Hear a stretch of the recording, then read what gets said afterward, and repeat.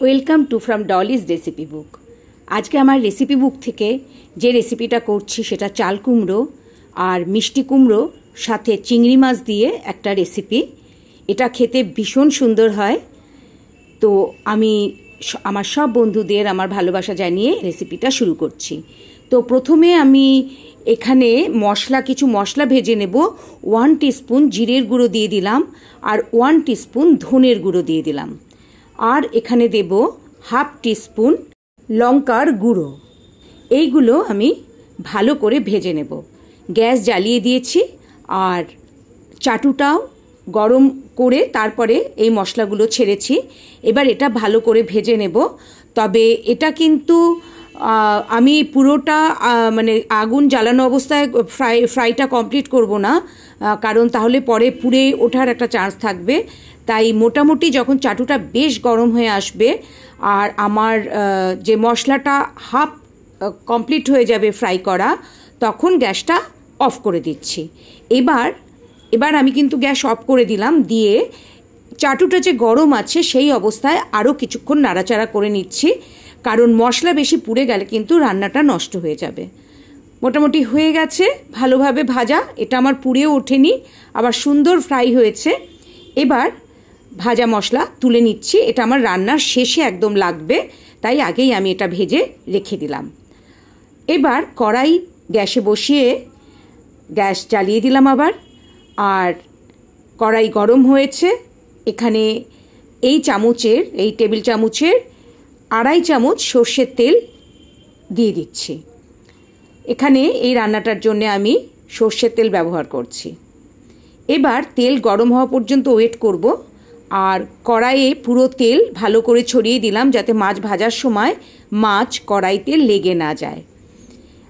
এখানে আমি চিংড়ি মাছ ভাজবো, সেই জন্যে চিংড়ি মাছ আমি আগে থেকে কিন্তু নুন আর হলুদ দিয়ে ম্যারিনেট করে রেখেছি। আর আমি এই চিংড়ি মাছগুলো হাফ টুকরো করে রেখেছি। এবার চিংড়ি মাছগুলো তেলে ছেড়ে দিলাম। আর হাফ টুকরো করেছি এই কারণে, এই রান্নাটা কিন্তু ছোটো চিংড়ি দিয়েই হয়ে যায়, কিন্তু আমি ছোটো চিংড়ি পাইনি, বড় চিংড়ি কিনেছি, তাই জন্যে আমি এটা হাফ টুকরো করে দিয়েছি।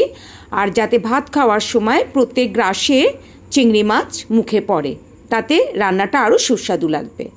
এবার 2 মিনিট মতো চিংড়ি মাছ ভেজে নিচ্ছি। 2 মিনিট মতো ভেজে নিলাম, কারণ চিংড়ি মাছ কিন্তু বেশি ভাজলে শক্ত হয়ে যাবে। আর এরপরেও আমি আবার আমার সবজির সাথে এটা বেশ কিছুক্ষণ রান্না করব, সেই জন্যে 2 মিনিট মতো ভেজে নিলাম। যা তেল দিয়েছি আর নতুন করে কোনো তেল আমাকে দিতে হবে না। এই তেলেই এবার ফোড়নগুলো একে একে দিয়ে দেব। প্রথমে 1/4 হাফ নয়, এখানে আমি 1/4 টিস্পুন কালো জিরে দিয়ে দিলাম। আর এর সাথে 1/4 টিস্পুন রাঁধুনি দিয়ে দিলাম।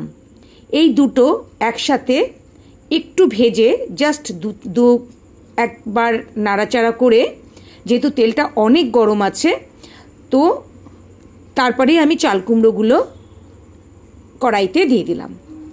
আর সঙ্গে মিষ্টি কুমড়োগুলোও দিয়ে দিলাম। এখানে যতটা চাল কুমড়ো ব্যবহার করা হয়েছে তার হাফ মিষ্টি কুমড়ো আমি ব্যবহার করেছি।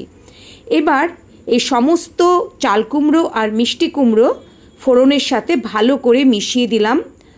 আর এর পরের ইনগ্রেডিয়েন্টগুলো দিতে থাকব।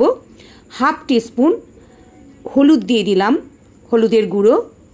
আর 1 টিস্পুন লবণ দিয়ে দিলাম। আর এখানে দেব সুগার ফ্রি। এখানে সুগার ফ্রি দিয়ে দিলাম। আপনারা 1/2 টিস্পুন চিনি দিয়ে দেবেন। আর যেহেতু এর মধ্যে মিষ্টি কুমড়ো পড়েছে, সেই জন্য চিনিটা একটু কমই এখানে আমি দিতে বলবো, যেহেতু মিষ্টি কুমড়োর একটা নিজস্ব মিষ্টি ভাব রয়েছে। এবার সব ইনগ্রেডিয়েন্টগুলো ভালো করে নাড়াচাড়া করে মিশিয়ে দিচ্ছি। আমার এই রান্নাটা বন্ধু আপনাদের যদি ভালো লাগে তাহলে একটা লাইক করার জন্য অনুরোধ রইল। এখানে 4খানা কাঁচা লঙ্কা দিয়ে দিলাম। আর আবার ভালো করে মিশিয়ে এখন কিন্তু আমার এই গ্যাসের ফ্লেম পুরোটাই মিডিয়ামে ছিল।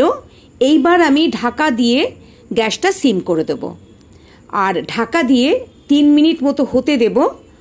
3 মিনিট বাদে আমি ফিরে এসে চিংড়ি মাছের মধ্যে দেব। প্রথমেই চিংড়ি মাছটা দিলাম না, হাফ কুক করে নেওয়ার পর 3 মিনিট বাদে ফিরে এসে ঢাকনাটা খুলে এবার একটু নাড়াচাড়া করে তারপরে চিংড়ি মাছ এর মধ্যে দিয়ে দিচ্ছি। চিংড়ি মাছগুলো আমি দিয়ে দিচ্ছি আর দিয়ে চিংড়ি মাছ কটা ভালো করে এই সবজির সাথে মিশিয়ে আবার এটা ঢাকা দিয়ে কিন্তু আমি 3-4 মিনিট হতে দেব। আমার এই রান্না যদি আপনাদের ভালো লাগে তাহলে সাবস্ক্রাইব করে আমার পাশে থাকবেন, আর সাবস্ক্রাইব করলে আমার পরের যে রান্না তার নোটিফিকেশন আপনারা পেয়ে যাবেন। এবার ভালো করে মিশিয়ে দিয়েছি, আবার আমি এটা ঢাকা দিয়ে 3-4 মিনিট হতে দেব। এই সময় কিন্তু গ্যাসের ফ্লেম সবসময় লোতে থাকছে। 3-4 মিনিট বাদে ফিরে এসে আবার ভালো করে এটা নেড়ে চেড়ে দিচ্ছি। এখন কিন্তু আর আমি ঢাকা দেব না, পুরো জলটা যতক্ষণ না শুকিয়ে যায় ততক্ষণ আমি এটা নাড়তে থাকবো।